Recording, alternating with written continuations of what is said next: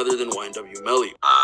Melly releases a video, according to the state attorney, saying, basically, you never shut up, we got you. If you add those two videos together, and they're both what the state attorney says they are, sounds like to me you have a motive and an admission of a murder. If you're wondering why he wasn't at the hospital with Cortland, he admitted to police that after the incident, he got out and went off in another car, claiming he needed to clear his head after what happened to his friends, which would be fair if it were true. What police believe now happened is that after the recording session, all four did indeed get into the car, but then YNW Melly went and took out Williams and Thomas Jr. Then, to help sell the lie, the two went and drove the car around to help create a story for themselves, and even helped damage the car to prove a drive-by happened. After setting up all that, YNW Melly left, and Cortland went to the hospital. While it took some investigating, Demons and Henry were arrested for the unlawful passing of Williams and Thomas Jr. The arrest was legitimate, and the punishments they're facing are severe in every way, which only makes sense given the crimes they committed. Number 5, the severity of the crimes. The crimes that YNW Melly and his co-conspirator did were bad enough, but in the eyes of certain courts, the punishment for these crimes should be execution, which might surprise some of you because there are many states that have abolished the death penalty. That is true, but Florida isn't one of them that has banned it. As for the reason for the penalty, this is because of the heinous nature of the crime.